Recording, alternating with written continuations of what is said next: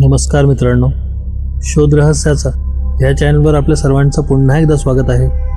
आजच्या आपल्या मराठी भयकथेचं नाव आहे हॉस्पिटल. हॉस्पिटल म्हटलं की आपल्याला समोर दिसते एक मोठी प्रशस्त इमारत, बाहेर वाट पाहत बसलेले काही खिन्न चेहरे, आत वावरणारे काही पांढऱ्या आणि गुलाबी कपड्यातील लोक आणि एक चिंतेत टाकणारे वातावरण. परंतु या सर्वांमध्ये काही वेळा त्या इमारतीमध्ये झालेल्या काही वाईट घटना आणि ह्याच घटनांमध्ये आपला जीव गमावलेले काही लोक हे जग सोडून गेल्यानंतरही त्यांचा शेवट झालेला नाहीये हे दाखवण्याचा प्रयत्न करतात. आजचा आपला अनुभव ह्याच संबंधी आहे.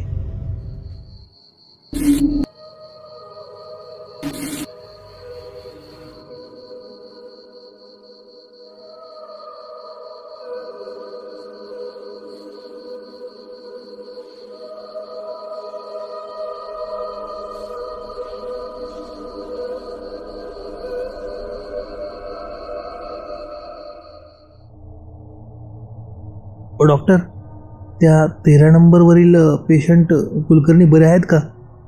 एका इसमाचा आवाज डॉक्टर वागळेंच्या कानावर पडताच वागळे आपल्या तंद्रीमधून बाहेर आले. हो, आता ठीक आहेत ते, पण अजून काही सांगू शकत नाही. त्यांना तसा अटॅक परत येऊ शकतो. अजून 48 तास त्यांना अंडर ऑब्झर्वेशन ठेवत आहोत.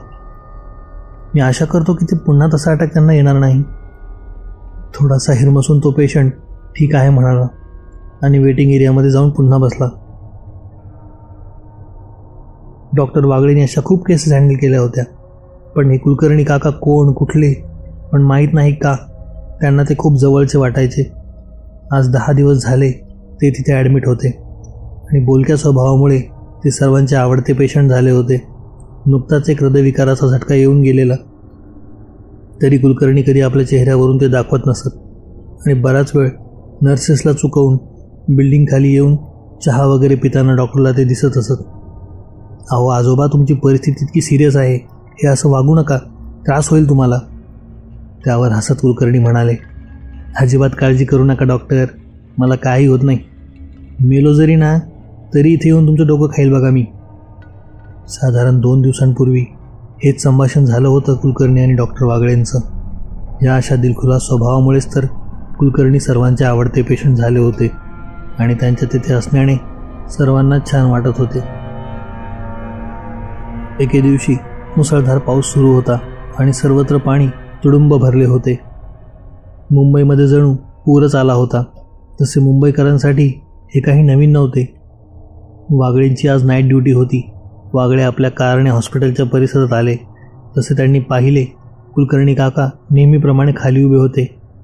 त्यांनी कारमधूनच त्यांना आवाज दिला, काय हो काका, चहा घेणार का? वागळेंनी विचारले.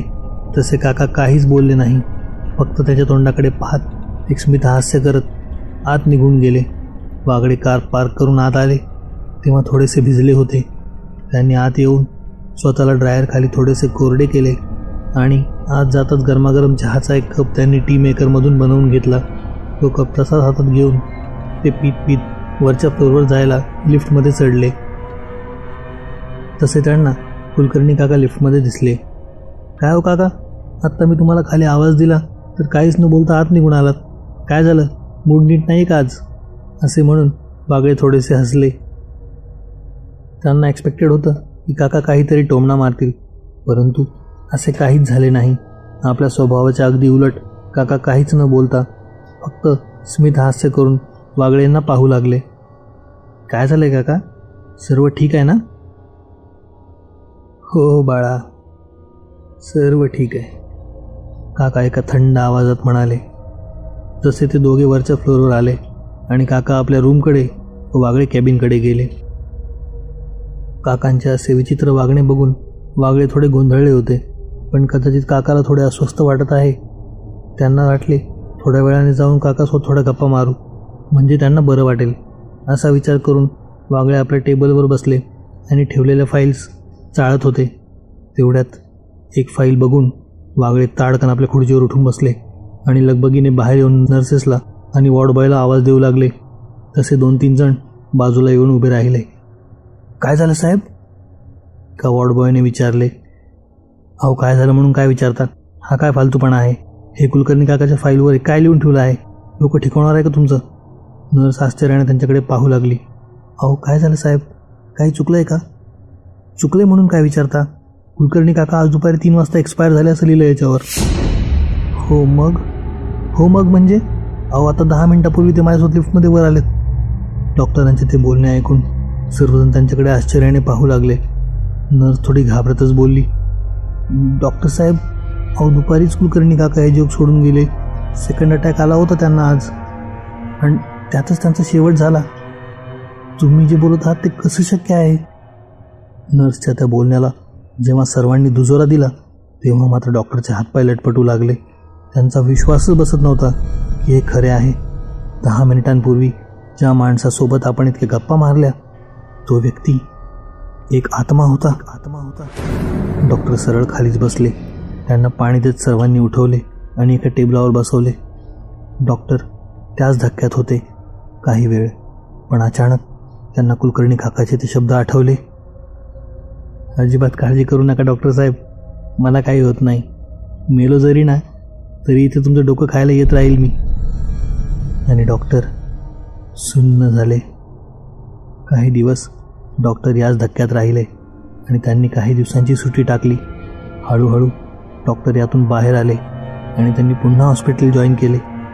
जेव्हा ते हॉस्पिटलमध्ये आले तेव्हा सर्व लोकांच्या तोंडून त्यांनी कुलकर्णी आजही तिथे वावरत आहेत असे किस्से ऐकले. परंतु डॉक्टरला माहीत होते हे सर्व खोटे किंवा भाकड कथा नाही आहे, हे एक अकल्पित सत्य आहे. ह्या घटनेला आज कित्येक महिने लोटले आहेत, परंतु कुलकर्णी काका आजसुद्धा लोकांना बिल्डिंग खाली आणि लिफ्टमध्ये नेहमी दिसतात. परंतु ते कोणालाही त्रास देत नाहीत. फक्त एक स्मितहास्य करत ते सर्वांना पाहत असतात. मित्रांनो, तुमची इच्छा आहे का एकदा कुलकर्णी काकांना भेटण्याची? तुम्हाला जर ही कथा आवडली असेल तर व्हिडिओला लाईक करा. व्हिडिओ कसा वाटला ते कमेंटमध्ये सांगायला विसरू नका. जर आपण या चॅनलवर पहिल्यांदा आले असाल तर चॅनलला सबस्क्राईब करा आणि सोबत बेल आयकॉन दाबा, म्हणजे येणाऱ्या व्हिडिओचे अपडेट तुम्हाला भविष्यात मिळत राहतील. त्याचबरोबर हा व्हिडिओ तुमच्या सर्व मित्रांना शेअर करून चॅनलला सपोर्ट करा. धन्यवाद.